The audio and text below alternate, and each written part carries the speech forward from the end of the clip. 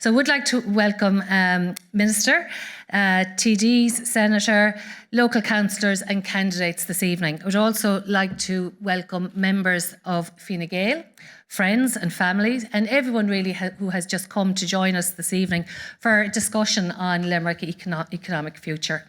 For those who don't know me, I'm Lavinia Duggan. I'm going to guide you through this evening's proceedings. So we're really thrilled and very honoured for Minister Pascal Donohue for coming down and joining us and taking the time out of such a busy schedule. So we really appreciate that. And definitely as Minister for Public Expenditure, National Development Plan Delivery and Reform, I suppose your presence on the topic this evening is very much welcomed. I'd also like to acknowledge Catherine Duffy is one of our invited guests this evening. Catherine is Senior Vice President and General Manager with overall responsibility for the strategic development and day-to-day operations of Northern Trust Limerick, which comprises of well over 1,400 employees. And Catherine was also President of the American Chamber of Commerce in 2022. She was Regional President of the Midwest for IBEC in 2020 and 2021, and she was President of Limerick Chamber of Commerce from 2015 to 2017. So Catherine certainly brings a wealth of knowledge this evening to our conversation. And last but not least, I certainly want to, it's delighted to see Daniel with us this evening in the middle of a campaign. Local councillor for 10 years representing Limerick City West, served as Mayor of Limerick in 2021, 2022, and is our Fine Gael candidate for Limerick City and County's directly elected Mayor. So thank you very much for joining us all this evening. So just before we start, I would just like to just probably give a little overview of the role of directly elected mayor, just to kind of centre us all on the conversation this evening as well. So I've taken this directly from limerick.ie website. I'm not going to read all of it, just took a section of it in the interest of time. So as indicated on Limerick City and County website, creating the position of directly elected mayor for Limerick City and County will improve service delivery and enhance democratic accountability within Limerick, both of which represent a major gain for all of the county's residents. So the role of the mayor that's involved will be strategic planning. The mayor will design and propose long-term plans that drive the economic and spatial development of Limerick as a whole, such as the Limerick Development Plan. Housing strategy. The mayor will put forward a housing strategy for Limerick and ensure its delivery. Road transport. The mayor will focus on road transport and safety in Limerick, which will involve road maintenance and improvement along with traffic management. Environment. The mayor will develop services that protect and enhance the environment in Limerick. The mayor's programme. When the mayor takes office, they will produce a document that explains their vision and objectives for their period as mayor. This document will be known as the mayoral programme, and it will remain in force for the mayor's entire term of office. So I just thought it was important that we just centre on the role and just some of the elements of the role of the directly elected mayor that's involved. So with no further ado, I would like to start by asking Daniel to just address you and say a few words. Please, Daniel.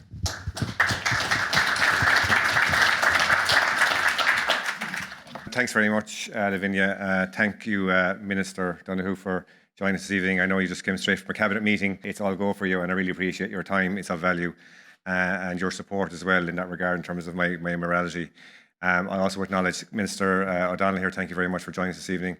Senator Maria Byrne, our Mayor Ger Mitchell, Councillors John Egan, our candidate Michael McCurtain, and Councillor Olivia Sullivan, and anybody else I've missed, please forgive me. Michael Murphy, Councillor Michael Murphy. Good to see you, Michael, as well. And also, of course, I want to thank very much Catherine Duffy for joining us. I know she's a very busy woman, comes straight from work, and in a busy organisation. My wife actually works in Northern Trust, so I have to make sure I'm look after Catherine. Otherwise, I could be in trouble when I go home. Look, I suppose we're here to talk about Limerick's economic future. I'm very proud of being part of Limerick's economic past. Over the last 10 years, we've seen Limerick grow exponentially to the point that we are at practical full employment here in Limerick, and we really have become an exemplar, not just nationally, but internationally. During my time as mayor, I had the great honour of travelling around the world to represent Limerick, and certainly the views of Limerick internationally and how we're regarded is quite incredible. We're held up as an example of how to do things. But also when you travel internationally, you learn how we can do things better too. And I think there's a lot that I feel I can bring to this agenda. You know, the only thing I would say about our exponential growth is about how can we sustain that going into the future. And that'll be a big challenge of the Mayor, is to develop sustainable growth over the next few years. And how can we support innovation and creativity in our city? Because innovation drives opportunity. Innovation drives opportunity as well for local people to be able to develop an enterprise and grow in an ecosystem that supports that. And I feel that I'm the right person for the job, given my experience. And, you know, I'll be talking about it a little bit more in detail in terms of what that might be in a while. But look, so far, in terms of our campaign, I want to thank you all for your support. I know all of you individually in different ways have been advocating for me and telling lies about me, saying how great I am. I appreciate those as well. But so far, the response, just to kind of give you a sense of it, is hugely positive. I think people, you know, I think definitely the change of leadership within our party, and what the sense is out there is that people are looking for new, younger, fresher voices.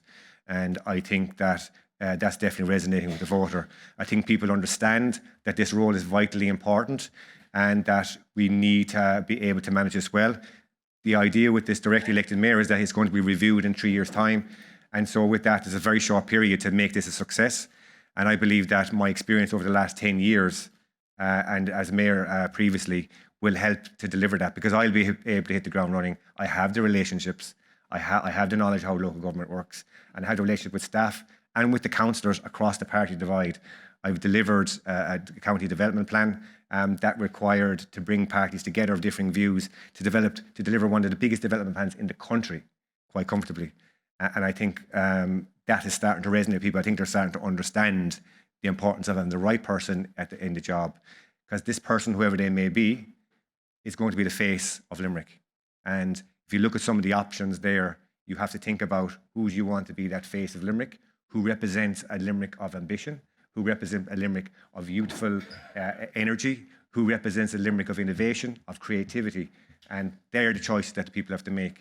And I need your support to do that, to get out, speak to people, and talk about Daniel Butler. But like I want to say is just thank you very much for your support so far. And again, I want to thank you very much, Minister, for joining us. And I think having somebody like Minister Donohue of his calibre available to us is also, I think, an asset that we bring as a party, that we have access to somebody that is regarded not just in this country, but across Europe and the world. And to have that level of access to somebody of his calibre, I think would be of great benefit to the city. And I'm looking forward to hearing what Minister Donohue and what Catherine is going to say in the next while. But thank you very much for joining us this evening.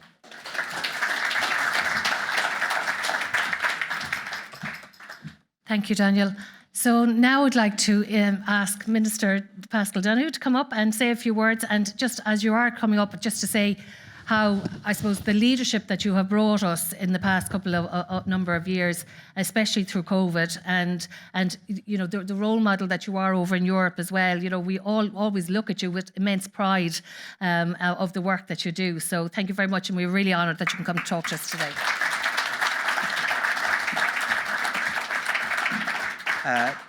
Lavinia, thank you very much for that, and good evening, friends, ladies and gentlemen, and guests, for coming along here this evening for what I think will be a really important and very, very nice evening.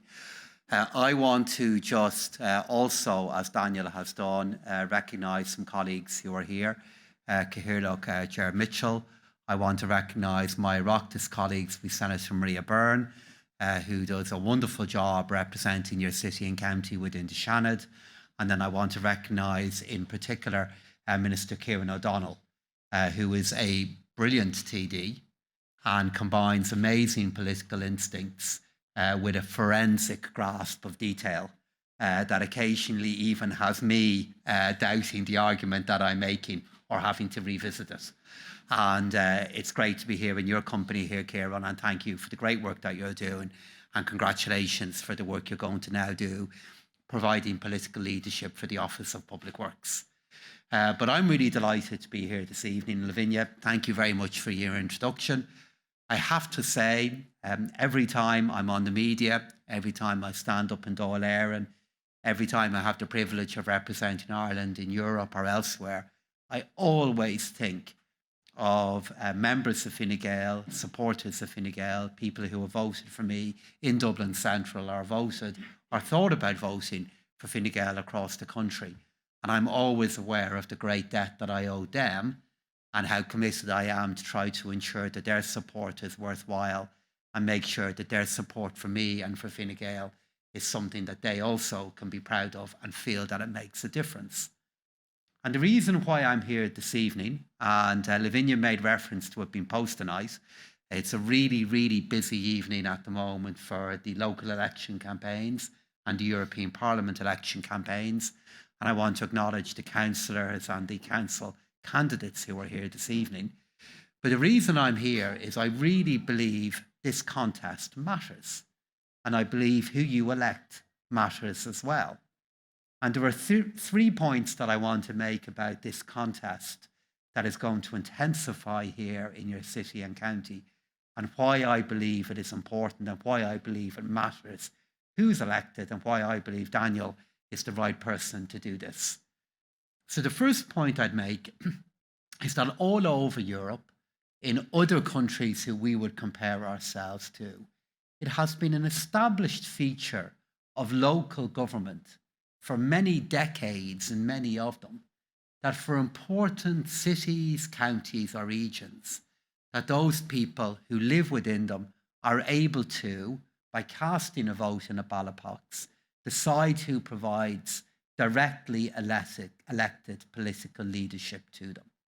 It's a common feature in most forms of local government, apart here from Ireland. And the reason for that is, even though we put great stock and value on our local government, the truth is we have quite a centralised form of government. And in many ways that is understandable because of the size of Ireland, because of the nature of our country, because of our size relative to other countries who we would compare ourselves to. But even at that, within local government, we've many, many, many powers centralised at a national level. And this makes us an outlier in comparison to other countries that we would compare ourselves to. And you just have to look at the elections that have taken place in the UK for the mayoral roles that are there.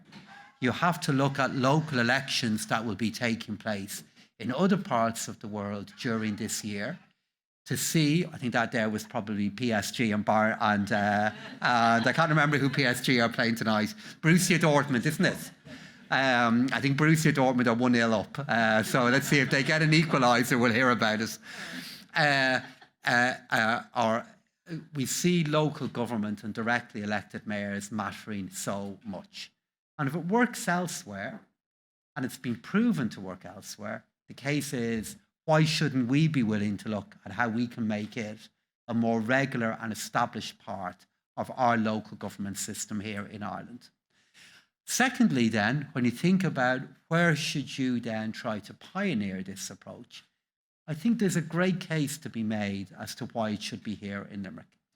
That great case to be made because of the really important economic performance of Limerick, from an employment perspective, from an investment perspective. So the level of performance which is so high, it doesn't just matter to the people who live here and the people who live in the Midwest. It's also a really important determinant of how the country performs economically overall. But despite that level of performance, despite the really important employers that are located here, that are international in nature, such as Northern Trust, the many other companies that you have here from a life science perspective and a technology perspective, in addition to that, all of the employers that have grown in scale here, that have more local roots, it's also the case that the potential is there to achieve even more in the years ahead. And I would, as examples of what that opportunities could look like, point to the work that has been done now by the Shannon Estuary Task Force, the potential that that task force has indicated that lies there, particularly from a renewable energy perspective, and how that can be developed in a way that would be nationally really, really significant. And then secondly, I would also point to the initiative that is Limerick 2030, and to look at the kind of plans that are underway to ensure that you have a city centre that reflects the really important historical nature of Limerick City, but also ensures that it can be more modern, that it can benefit from the kind of investment that it will need, which the government is considering at the moment, but could only be helped by having somebody to make the case for that investment. Somebody who is able to draw together all the different strands of activity, of investment, of decision making that impact on your city and county in a way that happens in so many other parts of the world. And that is why the contest that is underway here matter not just for the people who will be receive the government of this new mayoralty, but it also really matters here for the future of local government in our country. And then the third reason why, therefore, this contest really matters is we are seeing in so many different parts of the world and in so many other different democracies at the moment, sometimes the risk that politics is just seen as performance, that it is about what you say, not what you do. We can see the risk of what happens when politics becomes a little bit too similar to a reality television show. Well, politics is deadly serious. It matters who you elect. It matters what decisions they make. And you underestimate at your peril the damage that can be done if you've politicians in place who are not serious. And you also underestimate the good that can be achieved when you elect good people and experienced people, particularly into new political offices.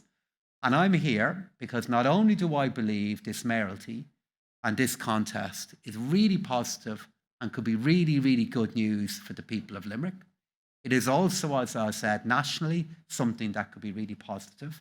But I'm also here because I believe Daniel, if elected, is exactly the kind of person that is capable of being a very, very strong mayor for Limerick. He is somebody that has a track record as a local councillor. He's somebody who has already served as mayor. He's somebody who knows how the system works, but he's not somebody who will be a servant of the system. He is somebody who will want to bring leadership through exercising these really new, exciting functions for a very new office in a way that will benefit the people that will be electing him. Politics is serious. We need serious people to be in politics who have the experience to do a good job. And the reason why I wanted to be here this evening, as opposed to campaigning with my own candidates back in Dublin Central, is I believe this evening, this contest matters, this office matters, and I'm convinced that if Daniel were to be elected on your behalf, he would do an excellent job in it. So thank you all very much for being here and for showing your interest in this important contest. And I really look forward to hearing your views on different questions that we'll discuss here tonight and us doing our best to respond back to them. Thank you.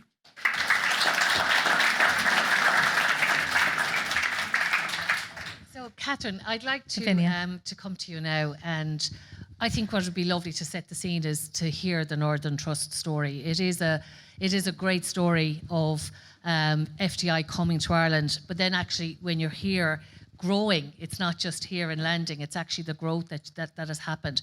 But could you share with us like your experience in that, even on that decision-making process within Northern Trust, but also the stakeholders that you had to engage with as well? Sure, Lavinia, thanks very much for the question. And we're very welcome here tonight. Everyone is delighted to have the Minister with us. Thank you very much, and all the representatives. So our trawl for an office started in 2006. And in 2007, we set up in Limerick. And that was after us looking through a lot of the counties in Ireland. And there was an awful lot of things that brought us to this region. I will talk a small bit about them. So in 2007, we moved from Dublin to Limerick. Now, we still have a small presence in Dublin, but we set up in Limerick, in Plassey. You may all know Plassey, near University of Limerick there. And we started with about 17 staff. And now today we've grown to just over 1,400 staff, as Lavinia said. I moved down, so I'm from Dublin, and I moved down in 2008 to manage the office. And I said, I'm coming down for 2 years. I'll do it for 2 years. I'm going back then. So either I'm bad at maths or something has happened in between. But here I am, very settled still. We have staff travelling to us today from 12 different counties around, which is fantastic. But what I saw as the office grew was an awful lot of people who moved back to the region, who moved back to Limerick, moved back to home to be with family and friends, who wanted to build a house, etc., and live near family and friends. And I think they saw jobs here that they never thought would come outside of London, come outside of Dublin. So the career path that we're able to give people is really good.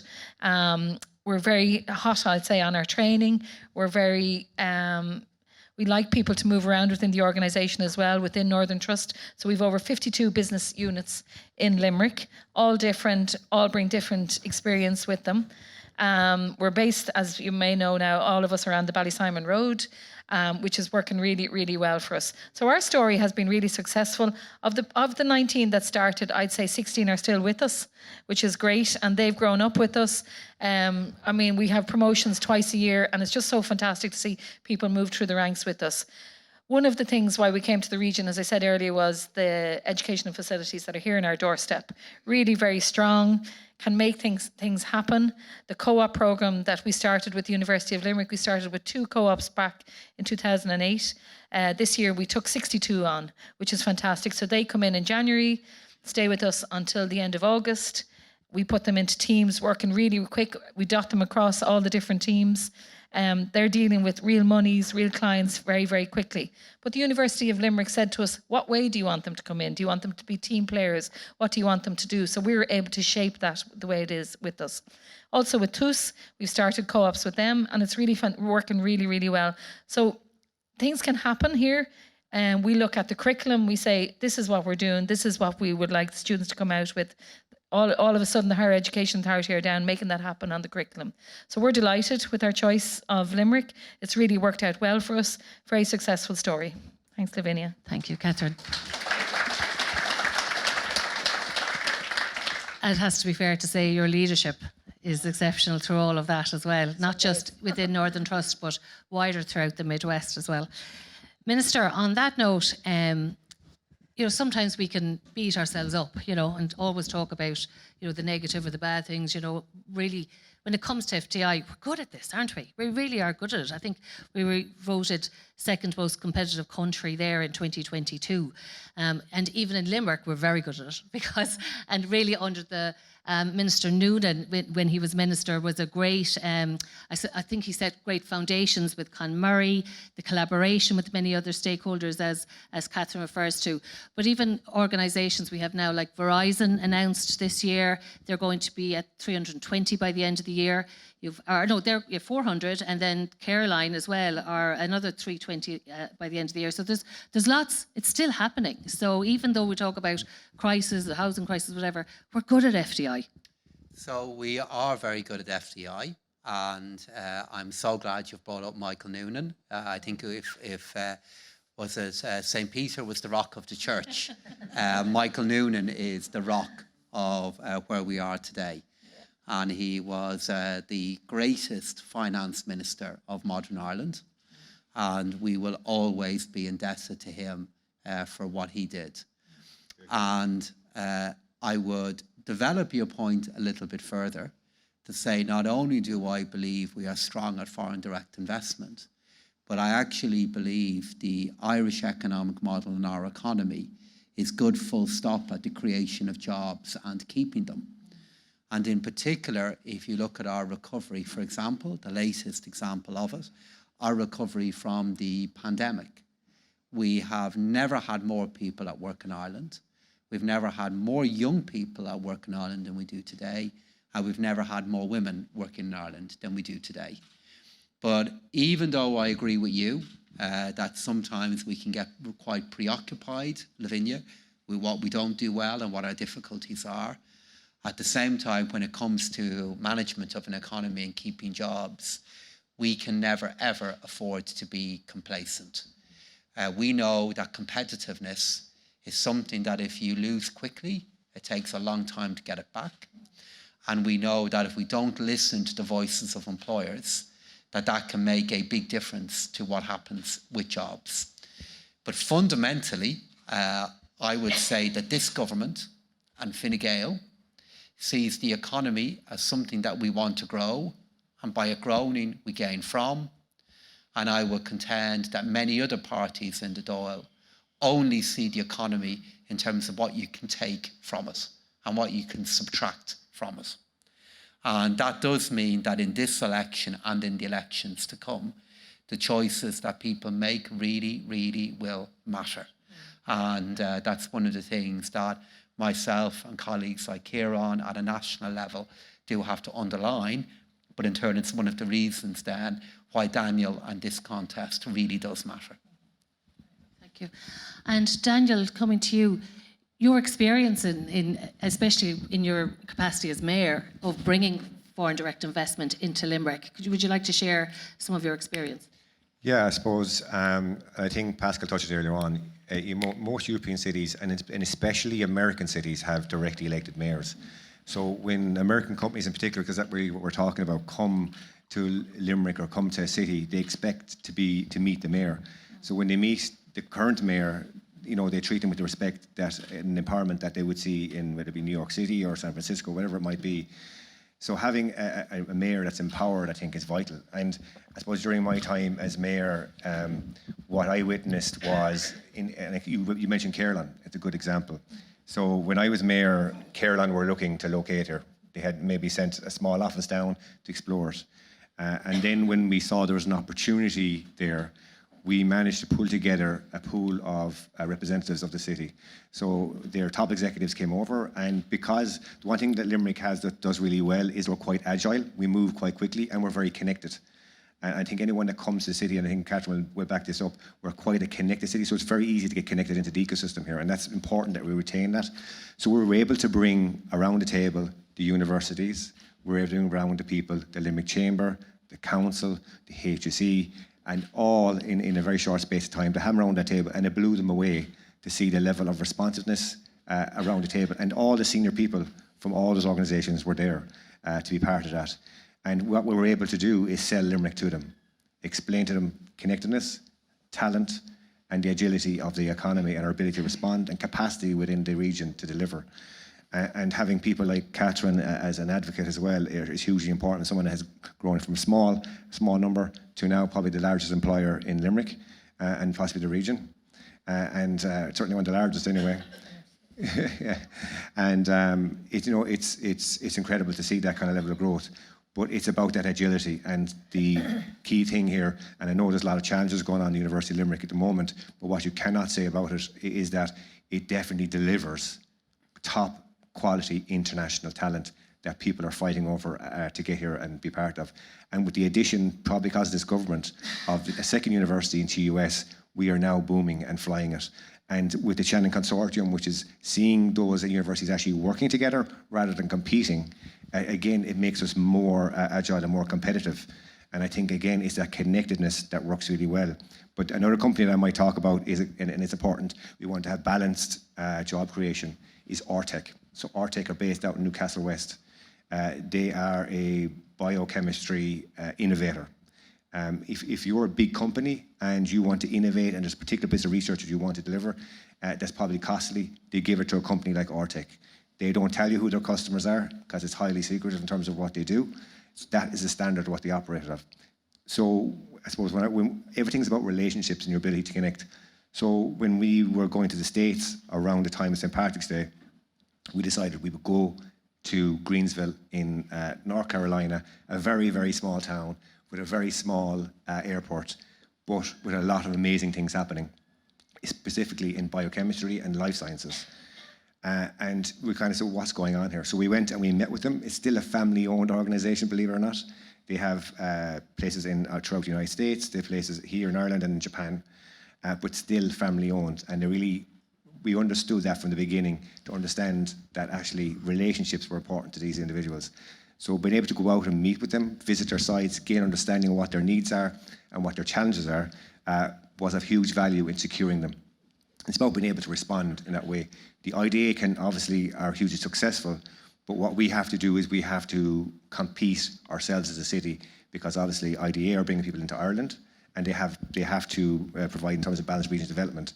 But we have to compete for Limerick, and it's our agility and be able to respond. And I think the opportunity of a directly elected mayor will actually help us to be more agile, by bringing cohesion and leadership in delivering more FDIs for the Limerick and the region.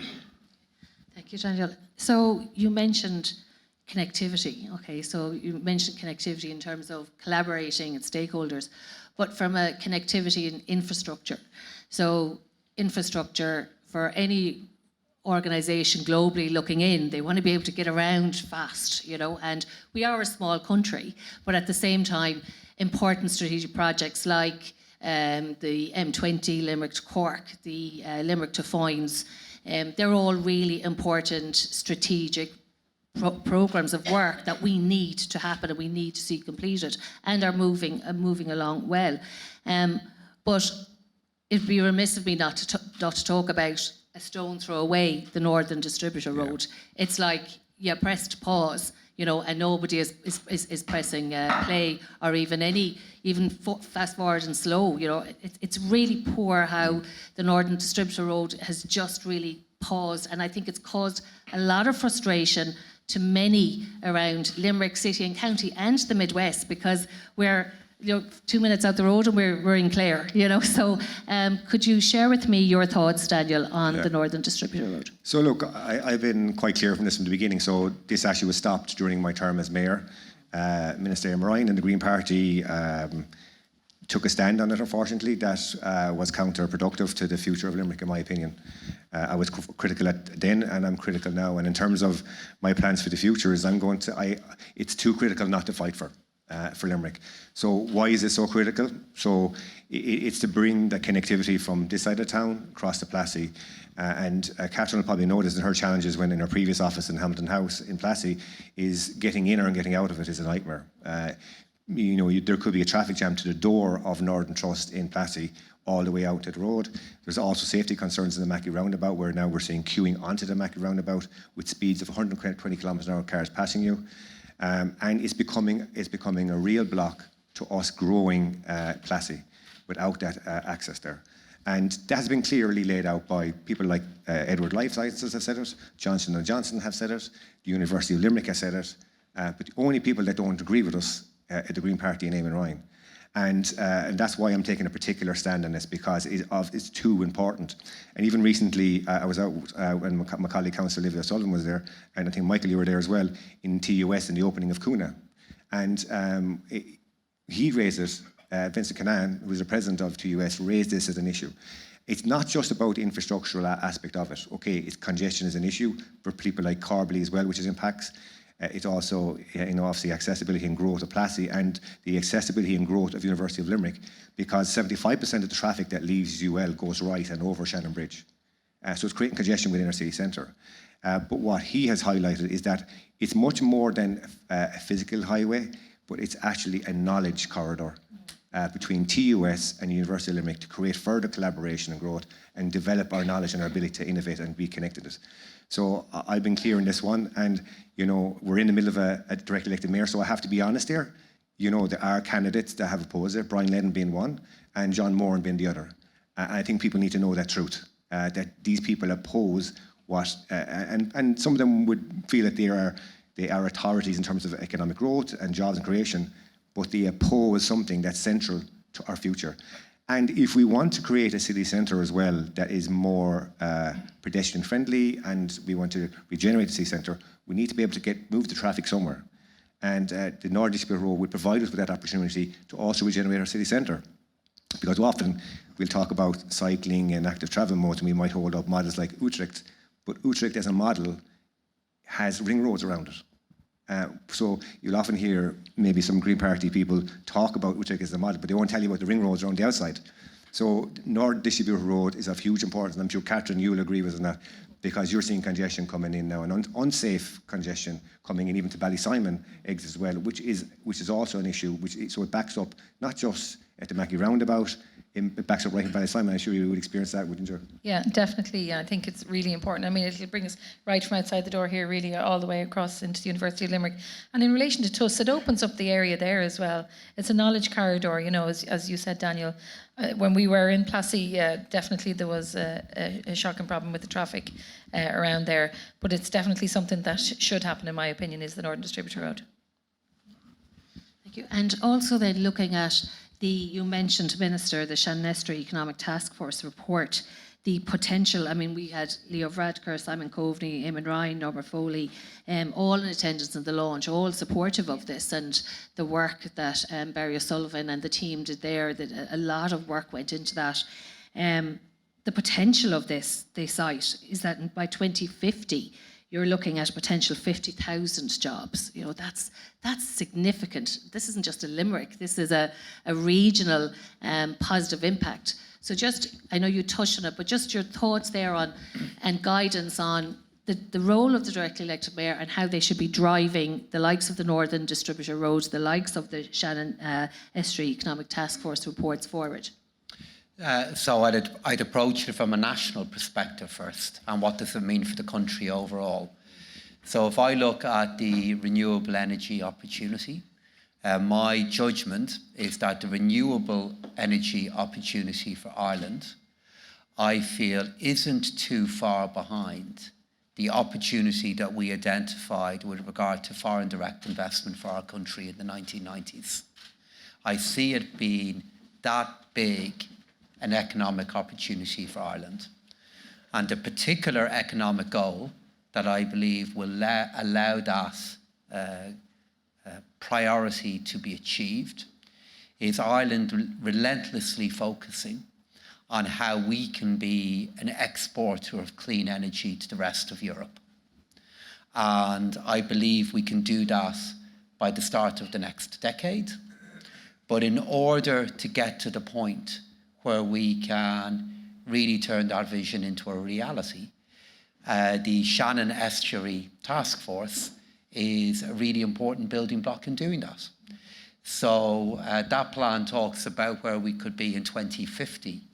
I see the opportunity being far sooner than that. What we can achieve towards the end of this decade, the start of the next one, in realising the energy revolution that is now intensifying.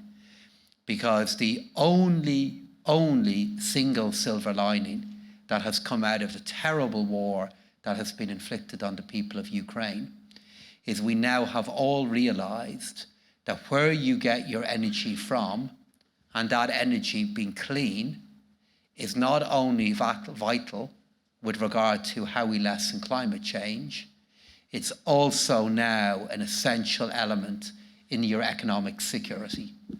And we have learned that lesson in a very, very, very difficult way. And that is why governments all over Europe, including Ireland, are now putting the provision of clean energy at the centre of their economic agenda. And I genuinely believe the potential that you have here can be a huge contributor to that. And then to go back then to why the directly elected mayoralty can be so important, is that it can be a political voice for this. And in fairness, you will have a political voice at this at national level from the Minister for Energy and from the government, who will talk about the national goal, but at a local and regional level, having somebody who's making the case for your city and county and how you can contribute to that and then benefit from that, I think is a really important part of the policy and political jigsaw here. How do you make sure that UL and TUS are training and providing the people that will be needed to do this? I believe they are. They'll need to do it even more. How do you ensure then that we have the infrastructure in place from a train point of view and a port point of view to be able to do this? And then how can you ensure then that you have the homes available to house the people who'll be working here? And I mean, if there was ever a project that politics can be central to, it's this. And that is why I again, at the risk of further underlining the point I'm making, that's why this is a really important political contest for helping with opportunities like that. So, Catherine, if I could ask you, many representative groups like IBEC, local chambers, national chambers, have all cited housing as a key priority for organisations of all sizes of businesses. And really looking at making houses viable and make it affordable. That's the key thing here. How real is that when you're inside trying to attract and retain staff inside in business? How real is that for your bottom line? Thanks, Lavinia. It really is very, very real. As I said in my opening, we have staff travelling to us from 12 different counties, but we've also people who are coming home from London, from the Cayman Islands, from the US, from Australia. And the one question that we get is in relation to the housing. Is there somewhere we can live? You know, what's the planning permission like? How many housing estates have gone up? Is there schools there? It's also that. But we also have big offices in India. And in the office, I've over 200 partners who moved from India, packed up their lives in a suitcase, and have come to live and to work in Northern Trust in Limerick.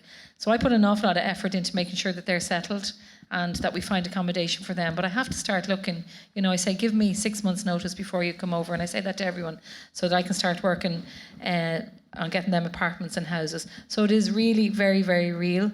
A lot of great people working with me on it in the city, trying to make it happen, keeping us up to date on what's been built, what's been granted planning permission, where rooms are becoming available.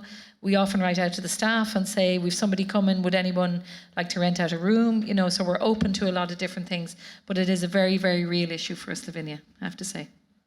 And what I'm hearing as well, Minister, is local accountability here as well on targets that are set. And that while the targets are being set, they're not including pent-up demand. So really when it comes to the housing, from your perspective, like, it is a national crisis, but it impacts, as Catherine says, having to plan 6 months in advance for people coming home. Caroline, actually, I think, Daniel, from memory, I think they have something like 48% of their recruitment have come from abroad. They're, again, encouraging people home. So are we going to crack this, really, on the housing? Yes, we absolutely are, and we are making progress on it. Ireland was the only country in the European Union that built more houses in 2023 than it built in 2022. Last year, we saw the cost of building a home go through the roof because of inflation, and we saw interest rates soar in a way they haven't for a decade.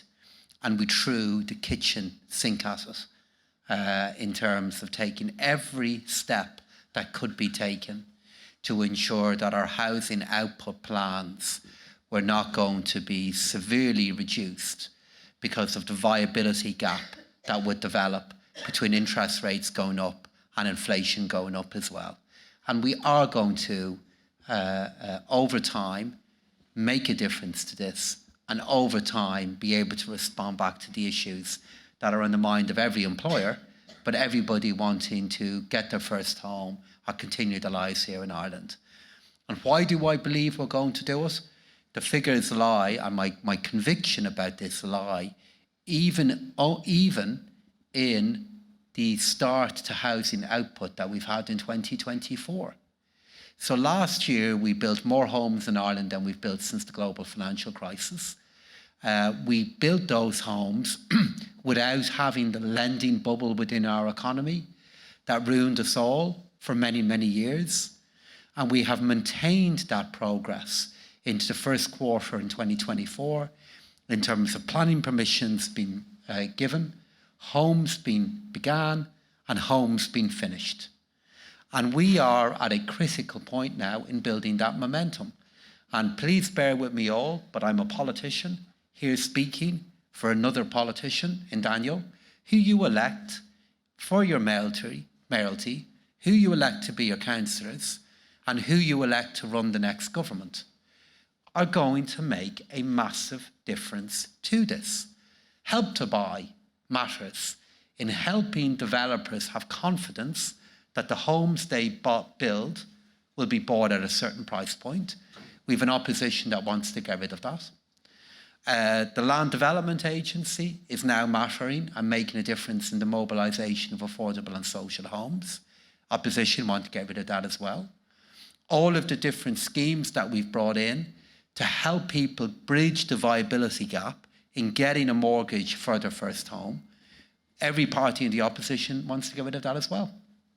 And it matters who you elect. We are building up momentum in building more homes. We built 33 to 34,000 homes last year. We'll build more this year.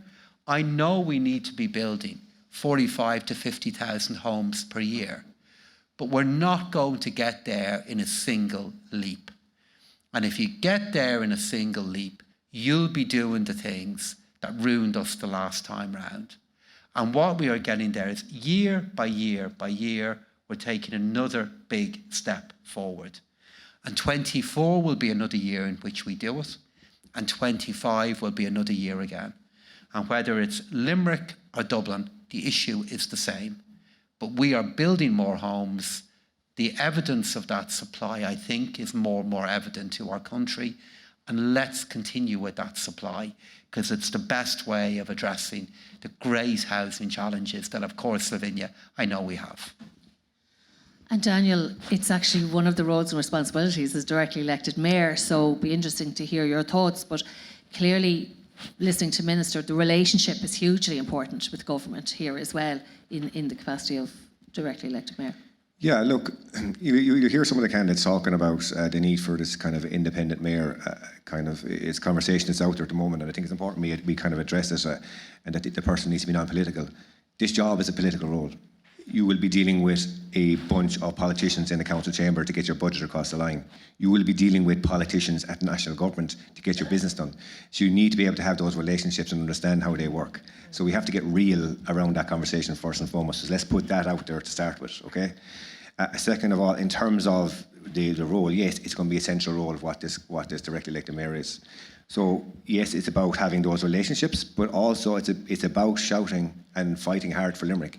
Because yes, there's a budget there, but the job of the mayor will be to be a pain in the you-know-what of government, saying, we have capacity here, we have the ability to deliver, give us the money to do it. And look, in Limerick, we have, I believe, huge opportunities. So the LDA, who really need to step up to the plate quite a bit, and something maybe I can talk to you, Minister, in the future about, is they need to deliver housing. They have potential around the Corbett Quarter zoned to deliver up to 1,000 units. There's no reason why we cannot activate that now immediately. And the LDA need to step up to the mark in that regard. Secondly, as well, locally, we've got more control. In terms of the Cllr site, we have master planning there currently underway. And on that site, we have capacity to deliver housing on that site as well. It's my intention, if elected, that we will take out the section of residential and deliver that immediately, rather than trying to deliver the whole master plan in one go. We're in the middle of a housing crisis. We need housing. We need it now immediately. So we have the sites there. And in terms of my experience of delivering housing, I'll give you a couple examples. So already out in Mungers College, we are delivering affordable housing. 200 units are currently gone through the planning stage and now will start to be delivered soon. Through my work with Limerick 2030, I was able to be part of that process in terms of design, in terms of bringing it through the planning process, and now towards delivery. And that's really what it's about. Affordable homes below 20%, 30% of the housing market value, and also mixed in with it, housing for older people. And this is another thing that I think we've done well, and I want to expand here in Limerick, and that's right sizing. So many of you here are canvassing and knocking on doors, and you may knock on a door and an older person will come to the door after a while. Why? Because they're living alone in a very large home, often struggling to keep the place warm, maintained, and everything that goes with the responsibilities of a large home. Most of those individuals don't have the opportunity to move, largely to try and keep it in their own community, to small units. So right sizing is an opportunity where you sell your home, you will present at the current scheme that we have is you will pay 25% of that housing value to the council. The council then provides you with a home for the rest of your life, however that long is, a modern new home. That's modern, that's small in size, that's more accessible, it's well heated in terms of energy efficiency and everything that goes with it, in a community with other people like you, where you can gain support. And then that house then, the 75% of the rest of the value goes back into your pocket. So now, in terms of we're trying to deal with pensions and that, often we have capital money tied up in our houses that we could free up to live a good retirement. And then the secondary benefit of that is that house now becomes available for a family. So there's different housing models in terms of what we can deliver. So there is, and I'd like to see that expanded here in Limerick. And the other thing that I have to be honest with as well here is that once-off rural housing needs to be back on the agenda. I've been out in County Limerick and, you know, there's people who want to live in their own communities. And I don't understand why a farmer and their family cannot live on their own land. We have a culture and a history in this country of once-off rural housing, and we have to acknowledge it and embrace it. And we want to support our rural community. And we're living here, we're here in the city, and we have a very large expanse in the county. And we need to get people living back into the county to bring life back into it. And also as well in terms of delivering infrastructure. So there's an absence of infrastructure in our county towns. There is no water treatment in a lot of our county towns, so we can't expand it. The current policy nationally is that we have a town-first policy, which is delivering housing in a service sites in our towns and villages. But we don't have services to do that. So until we can get those services, I think we need to start looking at rural housing, once off rural housing again, and prioritise investment in our towns and villages in terms of infrastructure. And that's the kind of diverse reality that we have in our housing challenges here in the city and the county that the next Director Mayor needs to realise and activate. And a key role for the Mayor will be able to identify sites and opportunities to activate, because I believe the support is there from government in terms of funding, but it's time for delivery now.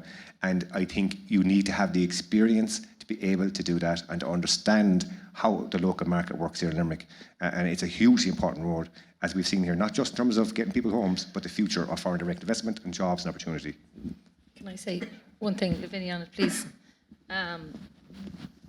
Northern Trust Financial Services and 1,400 staff is great, but we don't want to become landlords. And I know some companies have had to, have gone to become landlords of property and that. We want to bring in more financial services jobs, more complex instruments. We want to, move things around in the different markets and see what's going on and have very high quality jobs there. But we don't want to be distracted that we have to become landlords. And I think, that's really, really important for us. So to make sure that the availability and the flow is there. Thank you. So I've already spoken about the housing challenge and what we are trying to do. So let me just come back to a point that Daniel made there about political parties and independence and make a point on that. I have rarely come across an elected politician in Fine Gael who's not independently minded. And in my experience, there are few Fine Gael politicians or few people who get elected to office in political parties who are wallflowers, okay? And the idea that you can be in a political party, but at the same time not be independent-minded and make the case for your city or for your county, I just want to firmly rebut. Do you mean to tell me that because Michael Noonan was in Fine Gael, he wasn't able to make the case for Limerick? Really?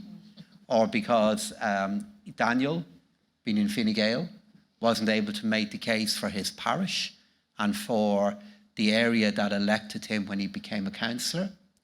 And in fact, by being in a political party, you get to understand how coalitions are formed and how people relate to each other within a political organisation, which in turn is vital for assembling a majority to allow work to be done in a council chamber.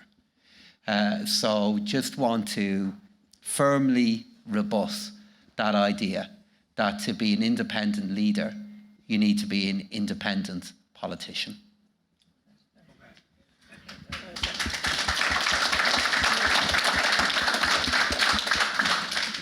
I'd like to move to the area of quality of life now, if I could. So I suppose it's one thing I think we'll all agree in the room is how COVID absolutely changed our lives, but changed our perspective on life as well. I know for me, it made me pause, for a bit, which was a good thing.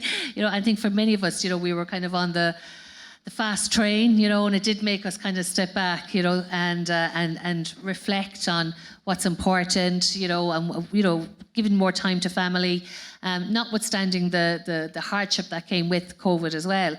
But from your perspective, Catherine, like inside in for young people, they have young families, but they're also caring for older people as well. There's a lot there for them to take on.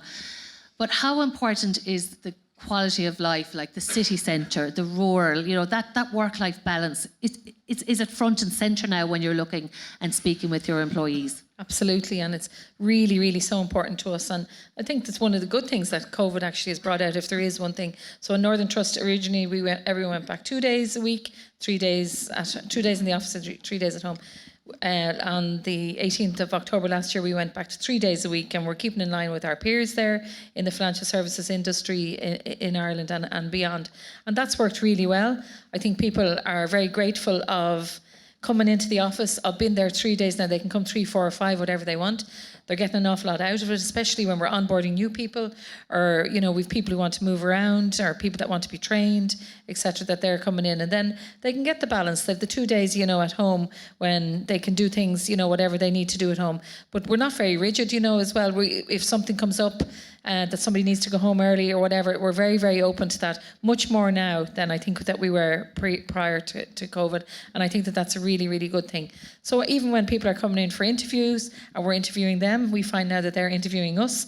And the question that they're asking is, what's your policy? You know, what's the flexibility here? What's on offer? And it's very important, I think, now to have that. I think 3 days is very, very fair. And I think we'll stay at that as long as people abide with it. Thanks, Lavinia. Daniel, if I could come to you there on the quality of life, you know, for all life stages, right? So you have the city centre and you have the rural community. So, you know, we can, as Catherine alludes to, you know, you could be living in the country, coming into the city, living in the city, going out to the country. So from your perspective, what's your thoughts around the city centre, coming in, having a purpose to come in to visit, as well as rural development? Yeah, I mean, look, ultimately, what is the job of local government is to improve the quality of life of the citizens.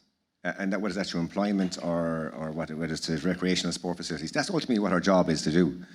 And really what for me is I want Limerick to be the envy of the country in terms of the quality of life they can achieve here. Because, you know, we still have relatively low levels of congestion in the city, for example. I always say you can be on a beach within an hour.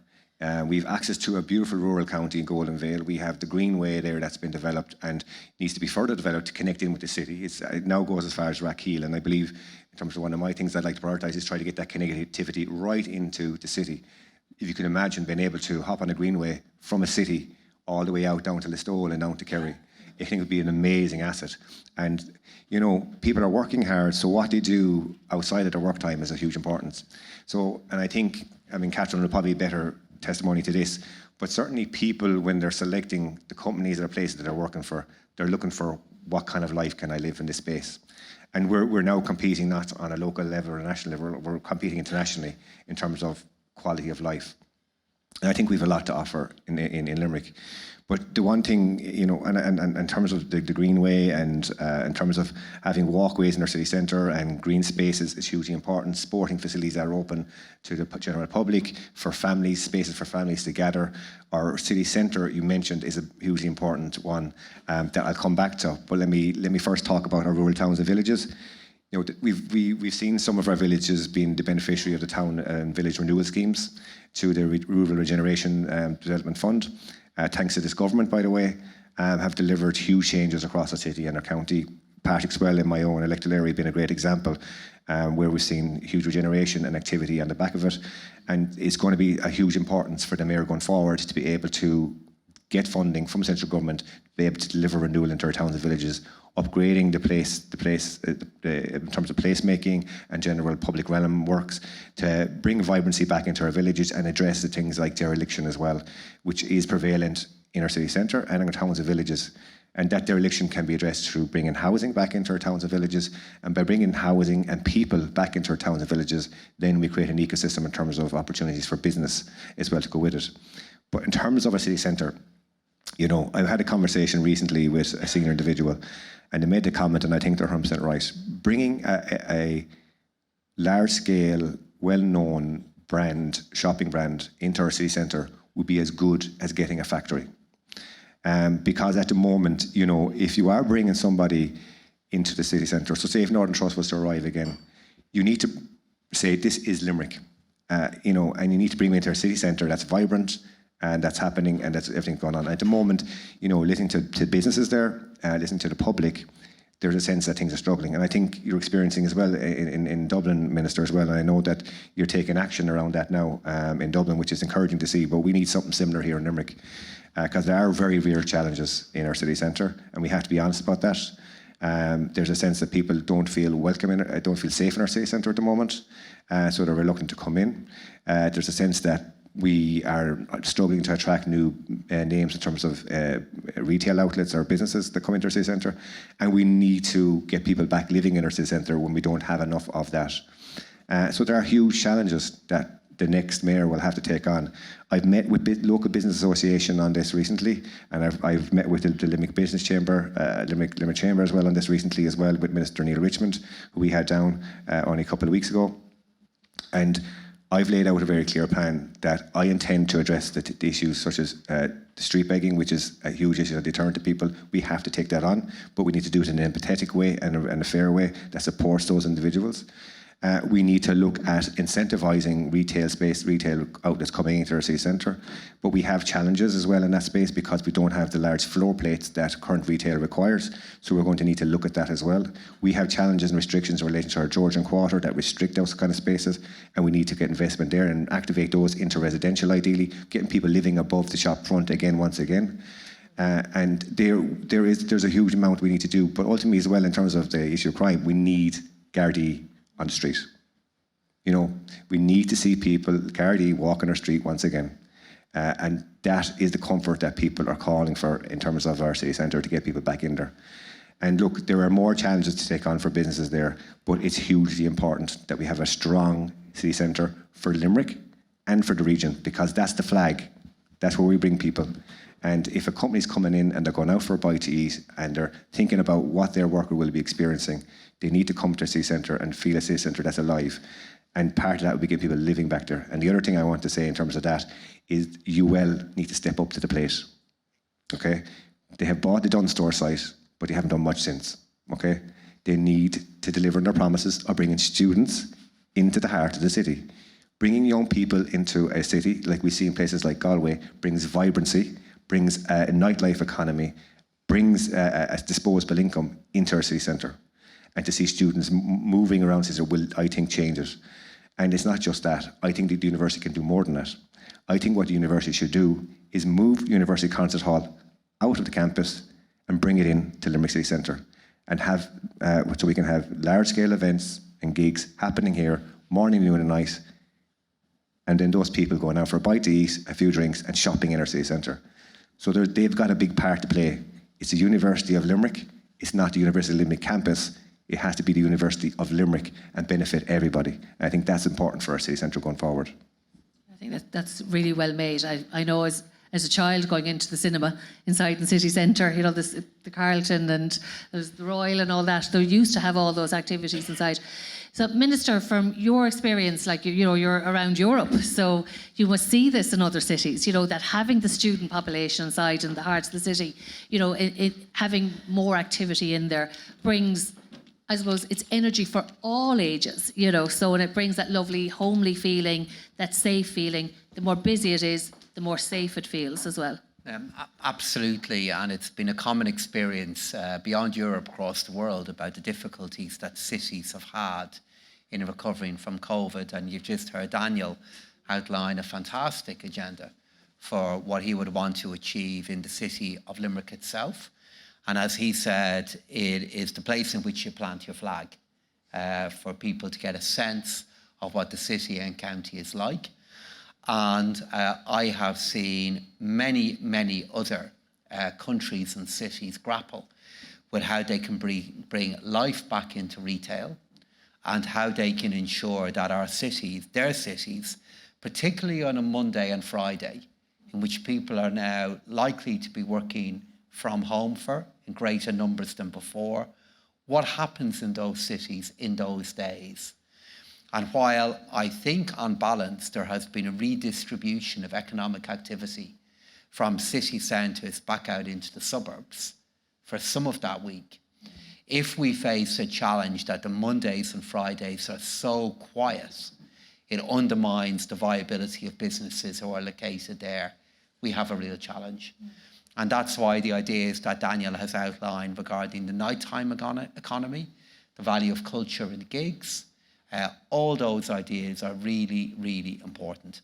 And the only thing I would add to all of that, responding back to the question you put to us, Lavinia, about how we think about our lives after the pandemic, how we are changing, how we've conducted ourselves, is we need to build more libraries. Because no country has ever got poorer by having too many libraries. And our public libraries across our country are unbelievable. We've wonderful librarians in them and great libraries. And there are places now which people go in to study, to learn, to read newspapers, to talk to people. And more is where people go in to learn about the world of tomorrow, about how new technologies work. And I'm sure you're already doing that really well here in Limerick. I see the work that's happening in Dublin with regard to this. It's amazing. And if I could have one plea to Daniel, it's how we can ensure that when and if you're elected mayor of Limerick, I nearly said Mayor of London there a moment ago, but maybe I'll take it. Maybe that could be the next move. You look at how we can supercharge the opening of libraries and where they are, because I think it's at the heart of how we think about lots of things in our society. Yeah, I have to agree with you. I think actually libraries have to be and can be so much more than just libraries. Yeah. If you look at the European model, I've been to Helsinki, where it's not just a library, it's a civic space. It's a place where there's recitals happening, where people go in and can do practice music in soundproof booths. Yeah. It's a places where there's exhibitions happening. It's a places where there's community groups are meeting. It can be much more than what it is. And in terms of local government, it's one of the few services that we deliver outside of office hours. So the opportunity to engage with the public, I think, is huge. And I think there is plans to deliver one on the Opera site, and hopefully, if elected in my term, I hope to deliver something that's along the lines of what you're saying. Rachel, if we might get the roaming mic there for anybody who might have a question. It's hard to see with the light, so Rachel, I might... It's kind of there's quite a nightclub vibe in here, actually. So you might need to wave at us if you put your hand up. But I would have to testament about the youth of today as well, because it's certainly something my husband and I have noticed. Like, they're very health focused now. They're far more focused on going to the gym, the sports, the camogie, staying in it longer, even the girls staying in it longer. Clubs and societies are catering for it to encourage them to stay longer, which is fantastic for their own health and well-being. But libraries is another element, and it is that social element for them as well. They're still prone to spice bags though as well. Yeah, right. So have we a question for anybody? You're not normally shy. May I ask a question? Rachel. So our mayor. Thank you. Minister and Daniel and Catherine and yourself, Olivia, you've all been excellent tonight, and I think you've all contributed very positively. I think Minister was always an admirer of yours, and I think Daniel is coming out on top here tonight. He's playing a blinder. But I was actually thinking the same thing myself, actually. I was thinking I was thinking I better up my game in the final quarter, or I won't get back. I won't be invited again. There's no need, but do you think that what Daniel has to offer in the mayor, or any mayor, irrespective of who's in power, that the government will have to support that mayor? There might be political differences. Could there be just deficiency there when it comes to actually implementing what he says he will do from the government support? When he come, the second thing you mentioned there about the wastewater treatment plants. They're under the remit of Irish Water. Yeah. Now, Irish Water is a separate entity. They may target bigger population areas. Sure. Hospital and Broke have a big problem with wastewater problems. And sure. What I totally agree with him about, the one-off housing will have to come back because we have a housing crisis. So it's ridiculous that we're restricting housing when we have a housing crisis for one-off in the county, and I come from the county. So I'd like your ideas. Can you support Irish? Can you persuade them to maybe, to get stuck in solving the problems with the wastewater treatment plants? And it is happening very prevalent all over County Limerick. So two great questions, Mayor, and thank you very much for putting them to me. So firstly, in terms of will the government always support what the Mayor is looking for? So one of the things that I'm always struck by in the job that I've done over the last number of years is you always have people who are looking for things off you that you can't deliver. And sometimes it's the essence of being in government, that the demands that you face are frequently many, many multiples of what you have available to spend, let alone to do. And whenever I'm sitting around the cabinet table, as I was earlier on today, I look around the cabinet table and you have lots and lots of colleagues who want more funding to deliver things that are really good and really, really worth doing.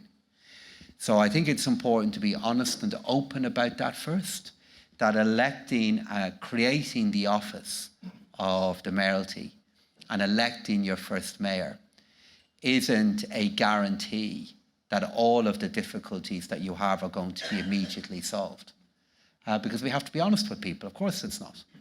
But what I think I can honestly make the case for is if you have somebody who's elected by a very, very large number of people, as the mayoralty will be, heading up a local authority that is really important in the performance of the region and our country, that voice will be louder than it is at the moment.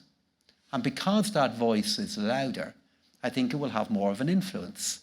And that's the case that I'm making. And I really believe, because of that voice and influence, it would be able to play a positive role in decisions that happen. And as I need hardly tell such an experienced politician as yourself, the decisions aren't always about more money. A lot of the time it's about policy decisions. It's trying to figure out what is the right thing to do. And again, having a voice in those debates that's grounded in the reality of what's happening here can only help. In terms of Irish Water, fully understand that.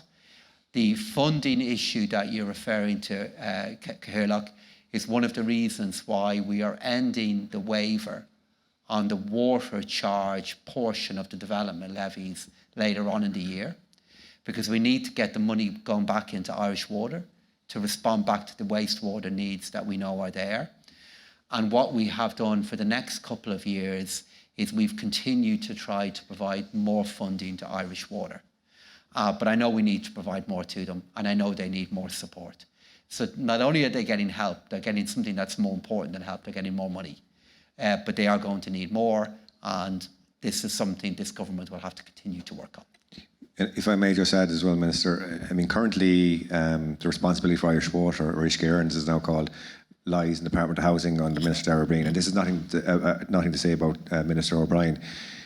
My belief is that possibly Irish Water would sit better in Minister Head Humphrey's department under rural development, because I think it needs to be prioritised. I think it's so important to rural Ireland that actually it might be a better place to put it. And I think that's something maybe in government and leadership maybe you should consider. That's all that I want to say. Now, because, you know, like Mayor Mitchell has said there, I think it's of huge importance and for County Limerick. And that's not to say about the ministers, it's just to say in terms of priority. Another question here, Ian. Chairperson, I am really struck by the appointment of a mayor of Limerick. And it only came home to me in the last week looking at Sky News and the results of the mayor elections in England. And I never realised, I thought there was only one or two directly elected mayor in London and Birmingham or somewhere, but I couldn't get over the amount of directly elected mayors in England. And it was only then I became convinced that what we're doing in Limerick is the right thing. I'm amazed with the Minister's assertion of the amount of independent people that are involved in Fine Gael. As a councillor, One of them's talking. as a councillor in the rural area of the constituency, I may have clashed with Councillor Butler from time to time over the misappropriation and imbalance of funding coming out of the country and remaining in the city. But I am delighted, Minister, at what you said there to reply to the Mayor, that when you are dishing out funding to your colleagues in government, once there's somebody there you will be more keener ear. That's why I'm hope that the Minister in the Department of Finance, with you in charge of Public Works, will be able to get more money for Limerick. And I know the way you gave the assurance to Councillor Mitchell in here that you will do your best to do so. What my question is, how Daniel, and I also want to support the idea of the small houses in rural areas, because I see them wherever they are in villages. They're essential, and they do create two things in a village. We have them in Maroon, they're in Carrickanish, Drumban, and those places, and in Doon. Where they are, the young people in the village get integrated with the old people and do messages for them, and they become to have a fierce respect for the local village or town they're living in. We have seen, I'm delighted you're here tonight from Northern Trust, and progress brings problems as well as realities. The road structure has to be totally improved because the backlog of motors coming into Limerick is Clawback is back to Boher, or even further to Drumkeen, coming in the mornings into Limerick. But the biggest drawback of all the progress in the city is that the problems it's creating in the rural areas, especially in the farming community. We can get practically nobody to work for us. Contractors this year are finding it next to impossible to get drivers for making the silage. And all that sort of thing. So how are you going to get the balance right between the country area that you're going to be mayor of and the city? Because that needs to be looked at as well. Thanks very much. Thanks, John. Look, it's a very serious and real challenge that you're laying out there, and I want to come back to one point that you made. I think it's a hugely important one. So, and Bruff is a good example. We were at a meeting recently in Bruff, the both of us, and you know there's a sense of worry about terms of the future of that community, and we can replicate that right across County Limerick.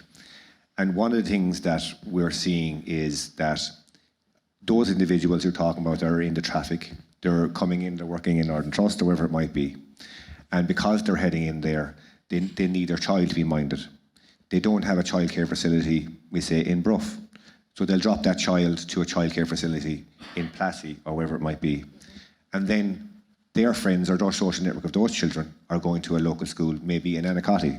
So they'll send their children to Anacotty rather than to the local school in Bruff. And then because they're in the local school in Anacotty, they'll play with Ashling Anacotty soccer rather than their local club in Bruff. So all of a sudden, we're creating a disconnection there in terms of our rural towns and villages because we're not supporting those individuals to have childcare first and foremost. And maybe that's just my reality because I still have young children. But, you know, something simple like an intervention in terms of, and I know viability is an issue for childcare, and I think there's a good change in terms of the childcare and childminding policies that come from national government, and the importance of recognising childminders, especially in County Limerick, is hugely important. But childcare facilities that necessarily maybe are social enterprises that are non-profit need to be looked at because they bring, what do they bring? They allow that child to go locally, okay? Develop their social network locally, go to school locally, be in the local team. And for those families themselves, like for me, most of my conversation as a parent are at the sidelines of a pitch somewhere. And I develop my friendships through my children quite a lot. And we're losing that as well for the parents, the social network within their community. And then they buy into that community and it becomes their home, where at the moment they're just commuting in and out. And it's also a quality of life thing to be able to do that as well, that they can live and have a quality of life, having all that on board. So I think for me, it starts at something as basic as that. The future of our towns and villages needs to start with young kids, young families, and make it a place for young people to grow and develop their families. And that for me is huge. And that goes back to whether you're in a farming community or you're commuting, wherever it might be. When you develop families, you should be able to have all those things happening in your local community. And we have a big job to do. And I believe that through the use of social enterprises, whether it be childcare or coffee shops. I was in Doon recently, and you know, they're doing social farm there. They open up, they have a coffee shop there once a week. It's a lovely space to go to. I recommend anyone going out there and checking it out. But there's a coffee shop there once a week now that started to open up.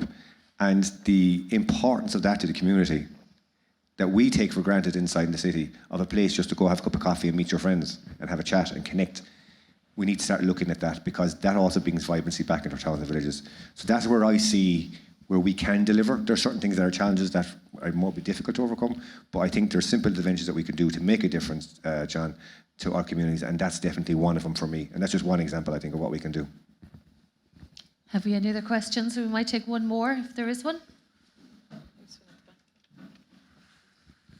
Behind you there. Rachel has it. Stephen. Thanks, Lavinia.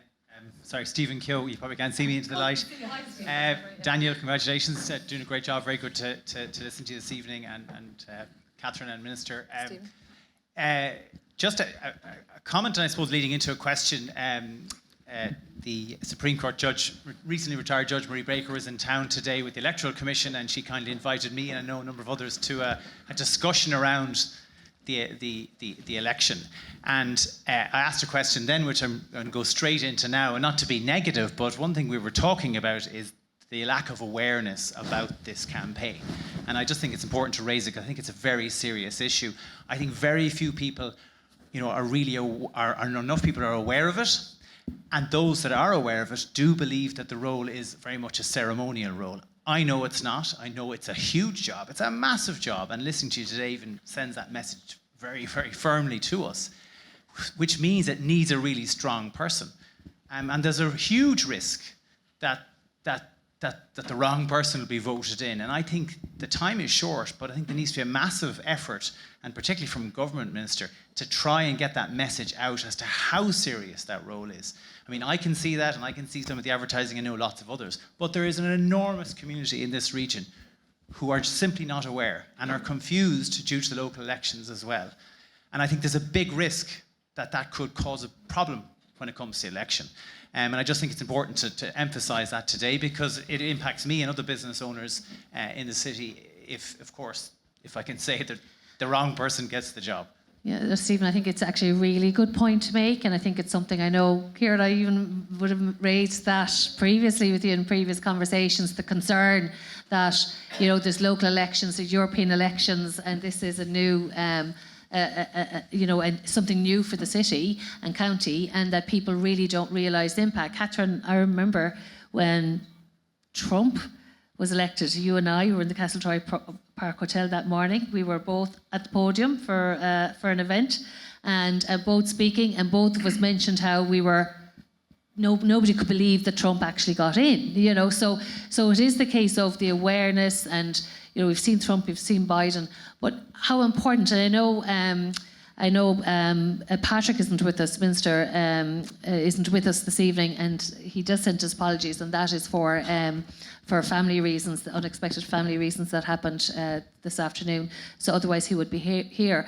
But he was very vocal at your launch, Daniel, and very passionate about if we don't get the message out, could we have the wrong person, and having the wrong person, not engaging with government, not the ripple effect that could have, having the right or wrong person actually elected. So, of course, that risk is there. And I think you make an excellent point. I hope that the election kind of proper beginning tonight will give people an awareness of the fact that you have an extra election happening here. Just speaking as somebody who's very proud to be a Dub, one of the things that always strikes me when I engage with people from Limerick is how proud you are of your city and county, and how proud you are of all you've achieved. And I'm sure that pride will also be to the foremost of your minds when you go to vote in an election that's only taking place here. It's only happening here, not happening anywhere else in Ireland. So the vote that you cast for that office is particularly special. And Lavinia made the very point you made when I was making in my opening there a few words earlier on. It matters who you elect. It really matters. And if you think it doesn't, you do so at your peril. And that is why I wanted to be here tonight and tomorrow morning with Daniel to make that point and to strongly support him in his candidacy in the time ahead. Yeah, look, the point is well made. Certainly, look, I'm very active. I'm out there and about meeting as many people as I can. And the first job I have to do is explain to them that this is even happening in the first place. But the reality is, on experience with elections, that people will realise there's an election tomorrow morning. They don't realise there's an election, any election going on at the moment, because tomorrow in the morning they'll wake up and there'll be posters up in the poll. And that's really when things start to change. People start to focus their minds. And with that, we should see greater engagement on the issue. I know the Electoral Commission is going to issue booklets to every single household in relation to this. There's going to be advertising. I know that they've already engaged with the local media around this as well. So that's all coming from the Electoral Commission giving more information. But even with that effort, it's going to take collective effort for all of us to have that conversation.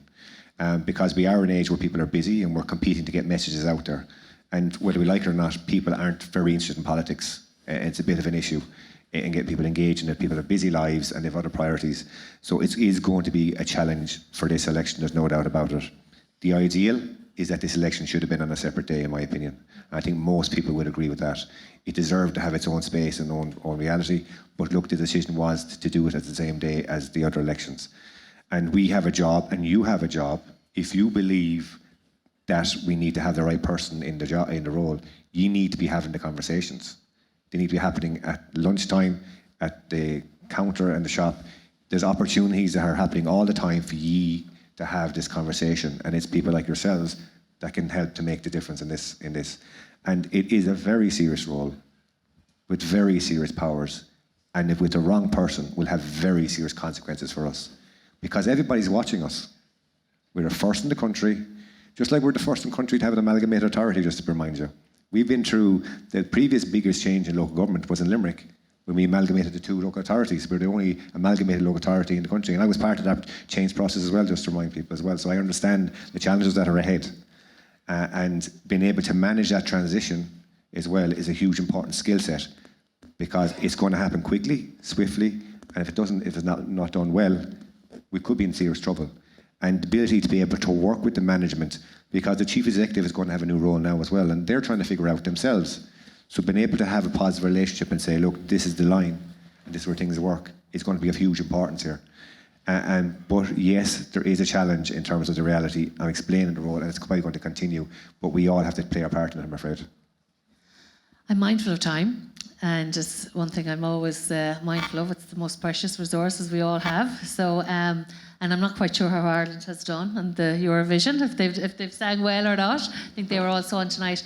But Daniel, just to say, you're really up for this though, aren't you? You know, I know when I spoke to you on the phone, like you want it, you're hungry for it, you believe in it, you've been mayor in the past, so you have an idea what collaboration, working for Limerick City and County is about. There's going to be 1,500 employees inside with what will be called the Director General. As well as that, there's going to be a lot of change management happening there within the City and County Council. It'll be new roles, some new skills, people moving within roles inside as well, but also out with the public. So you're really up for it? Yeah, I think you've seen so far that I am up for it. We're looking to engage in a different way, and we're looking to bring energy to it. So the style of my own campaign has been a little bit different, because I understand that the message has to be a little bit different, and people are looking for change. And I think I'm the one to present that. And look, of course I'm up for it, because it's personal for me. I mean, I love being from Limerick. Anyone that sees me at a hurling match understands how proud I am to be from Limerick. It means a hell of a lot to me. It's central to who I am. I think this city is an incredible city and county. I really do. My family are from the city, and my mother is from the county, so I wear that as well when I'm talking about it. But most importantly, I'm a father, and I want to build a future for my children that they can, live here, learn, grow, and live here, and develop a career here, and have a great quality of life. That's what I want to build. So it's personal for me. And when I look at them, and I look at their friends and their peers of my families, and my friends beyond it, that's the motivation. is that, you know, you want to create that future for them. And like any parent, you know, you always want what's better, what you had, but better for your children. And if I'm honest as a person, that's what motivates me hugely. And, you know, when I was thinking about coming to this role, and I sweated over it quite a bit, when I finally decided, I immediately regretted it. But it's because, and the reason why there was a slight of kind of worry or regret or concern for me was that, you know, I work full time in the HSE. I'm a professional person. My wife works full time in Northern Trust, and she's she's senior up there and doing quite well for herself, isn't she, Catherine? And she will continue, please. And she'll continue, Catherine. Is that the pressures of life often means that people are reluctant to get into politics because of the demands that it places on you. But it was for that very reason that I decided to go for it, because I don't think people like me who get up in the morning, sit and drop their children to school, sit in traffic, go work hard all day, come home, take their kids to recital, you know, do their bits, go to bed, get back up and repeat. I don't think that voice, that hard worker, that voice is out there at the moment, and I think I can represent that well. But also I bring a compassion with me as well in terms of understanding the challenges people have from my history in terms of my record. But also, more importantly than anything else, I believe in Limerick, and I believe we're a great city and county, but I believe we are destined for greater things with the right leadership and the right vision.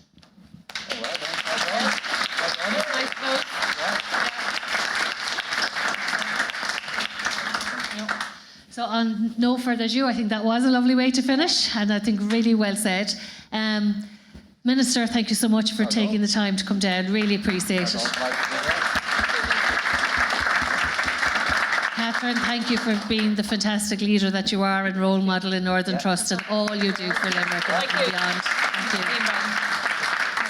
I'd like to thank all our support and sound, and Shona is here as well this evening. If anybody would like a photographer, especially any of the candidates would like a nice photograph with the Minister, Catherine or Daniel, Shona is there to take photographs there this evening for you as well. Thank you all for coming, and thank you for your time. Daniel, best wishes to you in the campaign. We're all with you. Yes, we're all with you. So please go out and spread the word. Thank you very much.